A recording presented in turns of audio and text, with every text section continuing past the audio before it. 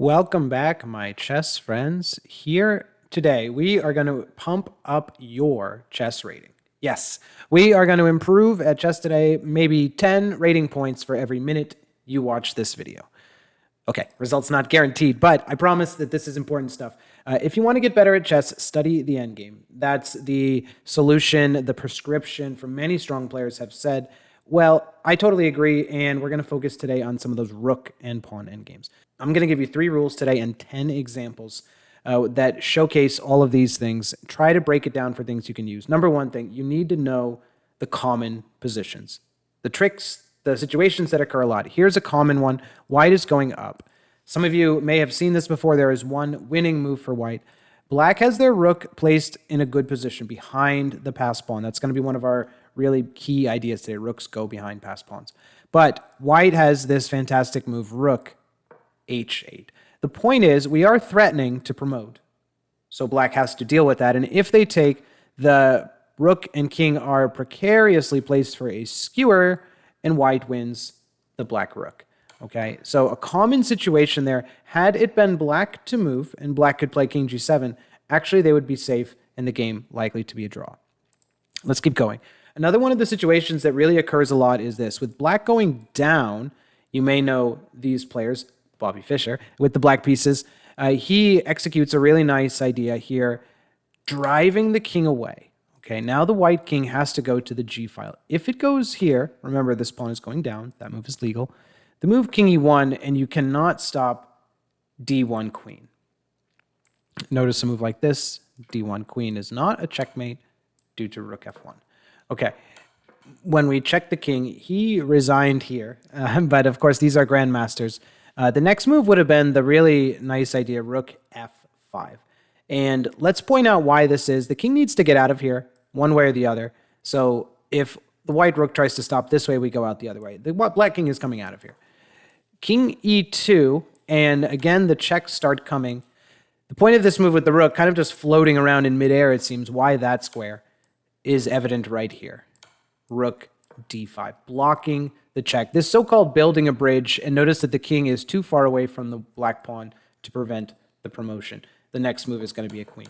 So a really nice idea, this rook f5. It looks kind of strange, almost floating in midair. Notice you're not going too far here where the white king could attack. Same story here, BOTVINNIK, another great world champion with white going up. Again, the point here that I'm trying to show is that you need to know these basic situations. Here, this is the exact same scenario as Fischer had here. Rook here forcing the king to the g file. Rook here forcing the king to the d file. There he goes, king d7. And again, this kind of floating rook move, rook e4. The point is when the king comes out, here, black resigned. But had he kept playing, check, check. Here's one key idea, don't lose the pawn. I've seen people play king f5 here and just drop the pawn. So king f6, king g5, zigzagging a bit, and then you can block with the rook, and the king is too far away from this pawn. So this is a common way to win when you're up a pawn. Okay, we saw Fischer, BOTVINNIK. You need to memorize or get used to these kind of set positions that occur, usually with very minimal material. Here's another one, and this one is actually defending when you are losing. This looks bad. We are the white pieces. This pawn is coming downward, down a pawn. They have the rook locking our king on the edge. Their king is well placed. Everything looks bad. The key to saving this game is twofold. First, hold the line. Hold this third rank. And if it was white to move here, I would play like rook g3. Just wait. Whenever they push the pawn, eventually they'll push the pawn. Step 2 is come check from behind. Check here, check there, check there. Wherever the king goes, you need to be checking this king from behind. For example, rook h8. And this again looks bad. Checkmate is threatened on us, but white is just in time with rook d8. King goes here. Rook e8. King goes here. Rook f8. The point is the king has no shelter. You cannot hide in front of the pawn.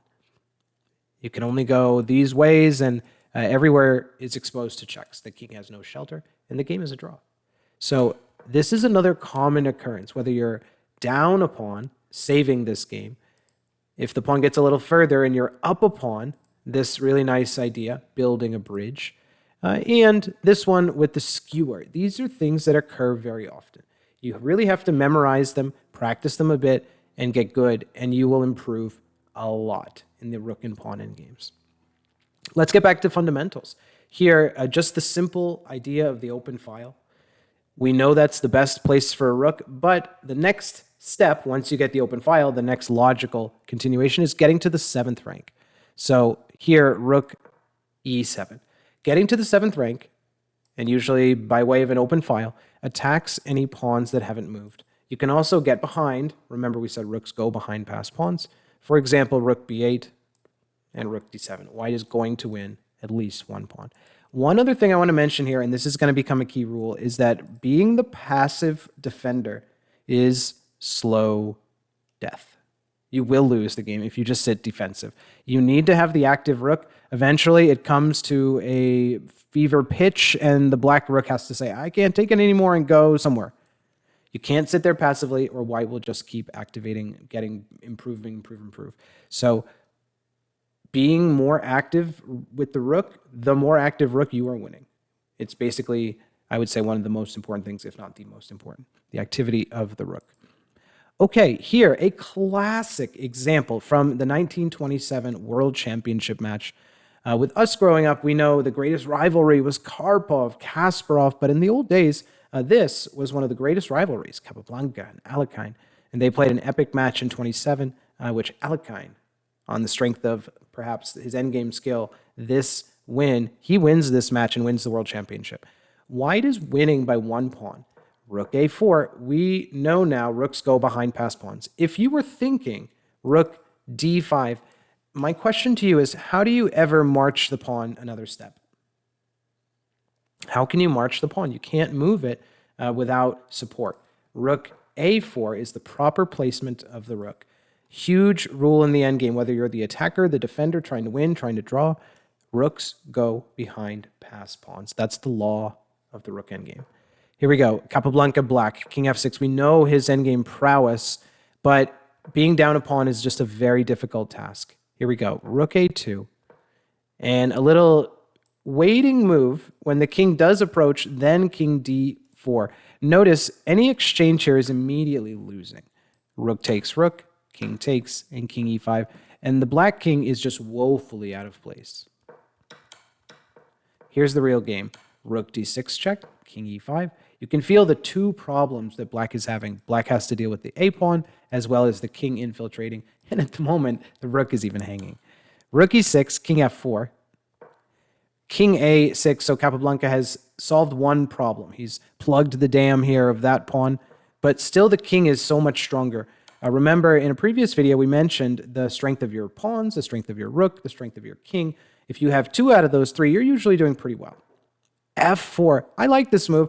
Engine gives it the dubious mark, but kind of stops the rook from moving. This construction of pawns, very sturdy. Rook a3, preventing any problems on the base of the pawn chain. And slowly but surely, ALEKHINE breaks up these pawns and is able to take advantage. This took a lot of work. CAPABLANCA was certainly a difficult opponent and put up resistance. Let's look here. The pawn is not for free. Rook e5 check would force a trade. This pawn gets taken next, and the pawn just rolls. White wins. Watch for tactics.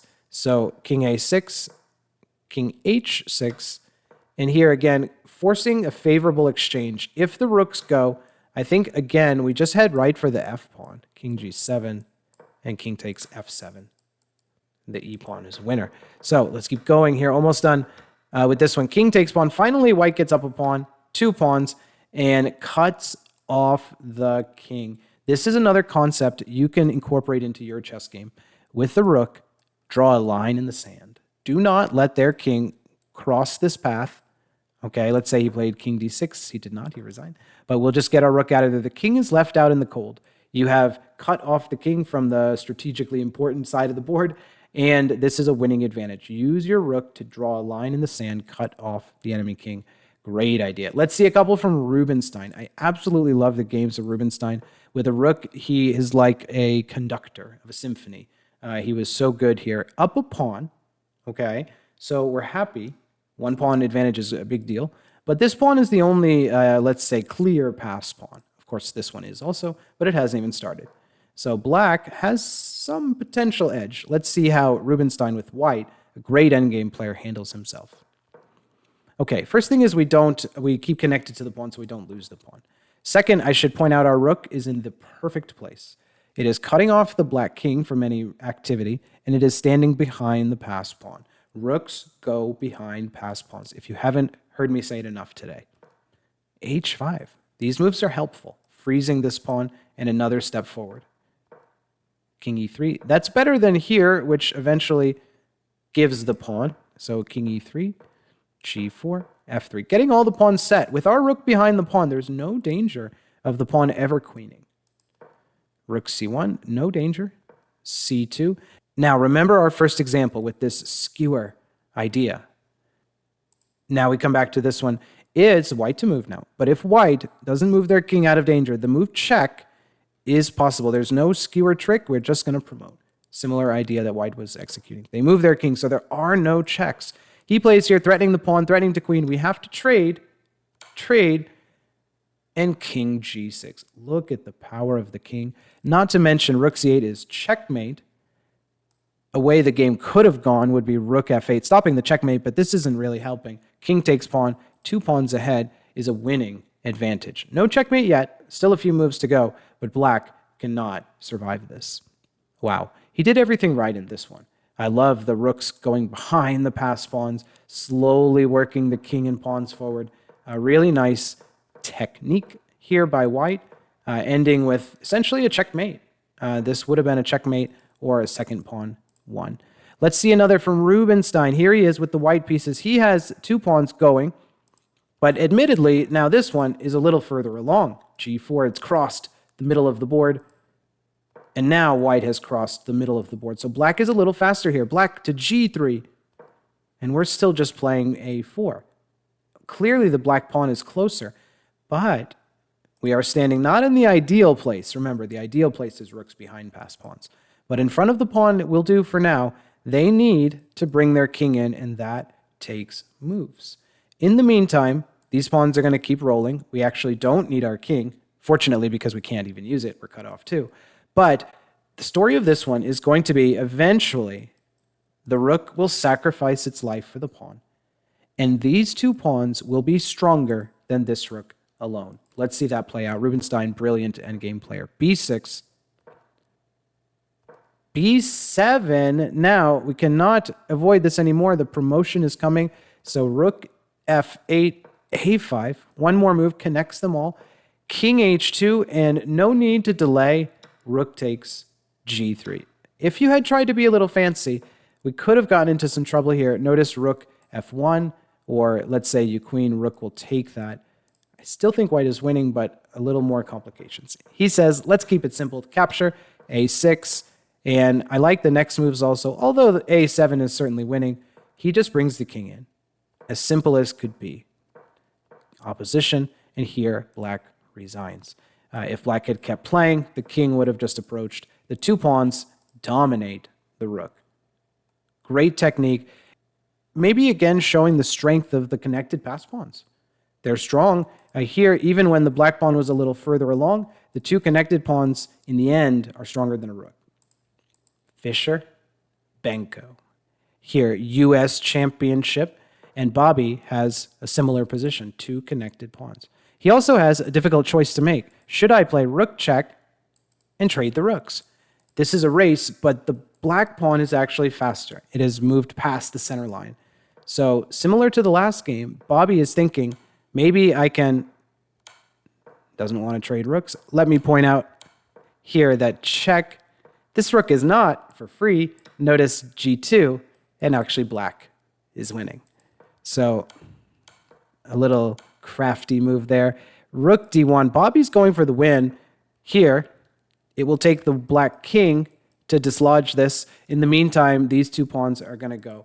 Players were a little stronger now, and I think Benko realized that was not happening. He tries to go this way, perhaps taking the pawn, and Bobby would take this one was best. He plays check, takes this one, takes that one. Still Bobby is white up a pawn, but the key move coming. is this one, A7. You cannot take this pawn due to the same skewer trap we've been seeing. Bobby, a genius in all phases, advances the pawn safely. Rook G7 guards the pawn, and here works his king in.